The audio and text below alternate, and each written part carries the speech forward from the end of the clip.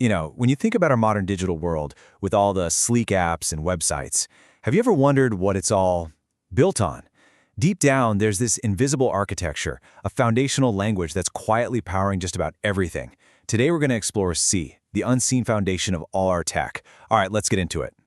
So let me start by asking you a question. What's the one common language that our operating systems, our most critical databases, and even the web servers delivering this to you right now, what do they all have in common? The answer? Well, it might just surprise you. Yep, the answer is C. It's hiding in plain sight.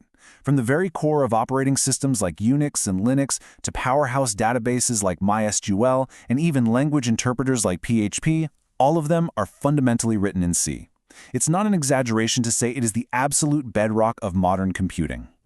So where did this giant of a language come from? Well, it didn't just pop into existence. It actually evolved from a language called, and you'll love this, B. Then, in 1972, C was officially born for one really specific purpose: to write the Unix operating system. That was its whole job. Over time, it became more official, first with a common standard in '78, and then the big one, the official ANSI standard in 1988, which really cemented its place in history. Okay, so we know it's a big deal, but what does it actually look like when you get down to it? How does it all work? It's time to pop the hood, right? Let's take a look at the engine that's running so much of our digital world. First things first, you have to understand this one key idea: the compiler. The easiest way to think about it is as a translator. See, we write code in C, something we can read, but the computer's brain, the processor, it only speaks in zeros and ones. That's it. The compiler is that crucial middleman that takes our human-friendly code and translates it into the only language the machine actually gets. And here it is, the classic, the one and only Hello World program. If you've ever even dabbled in programming, you've seen this. It's pretty much a rite of passage, and it's the perfect little example for us to break down the basic structure of a C program. Now, it looks super simple, doesn't it? But there are three really important pieces here doing all the work.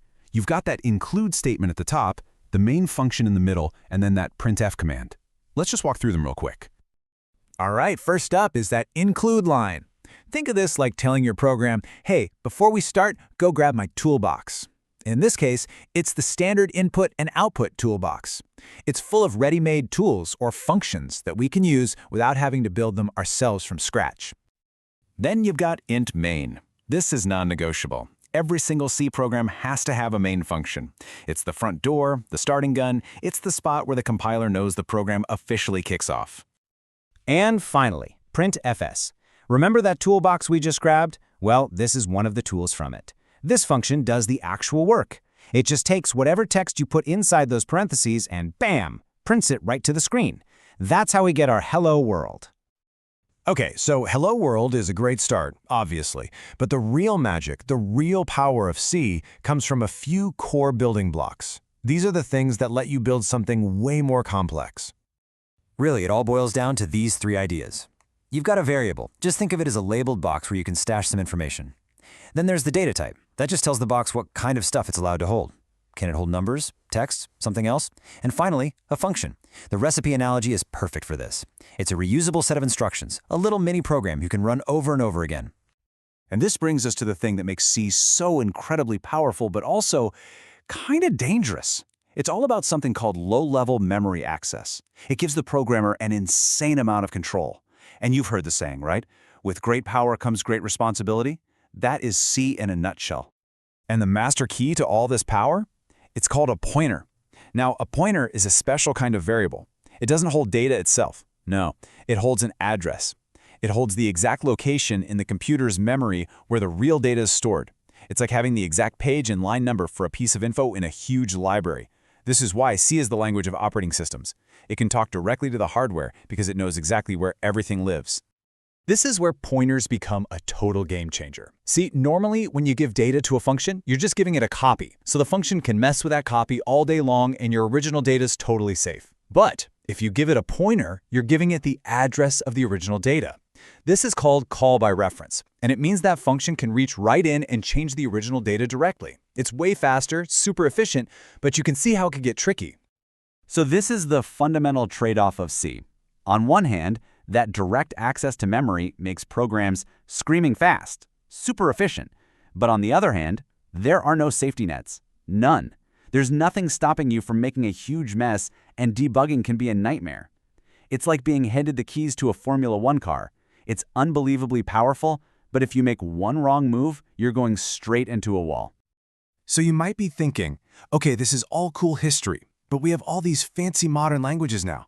Why are we even still talking about a language from the 70s? The answer is simple. Because its legacy is, and I mean this literally, everywhere. I mean, this quote really says it all. C didn't just build software. It laid the foundation for so many of the languages that came after it.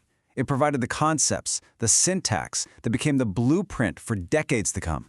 C++ is the most obvious example, right? It's literally built on top of C. But the influence goes so much further. Concepts that C pioneered are baked into Java, C#, Python, countless other languages. It basically taught the world a new way to think about programming. And make no mistake, this is not just a history lesson. C is still incredibly popular today for a few key reasons. It's reliable, it's been battle-tested for decades, it's simple, a small language that's great for learning core concepts, and crucially, it's highly portable, meaning code written in C can run almost anywhere. That's huge. So, that leaves us with one big question, doesn't it? In our modern world of high-level, feature-rich languages with all their safety nets and conveniences, does this original, powerful, and sometimes dangerous blueprint still matter? Well, based on everything still running on it today, the answer seems to be a resounding yes.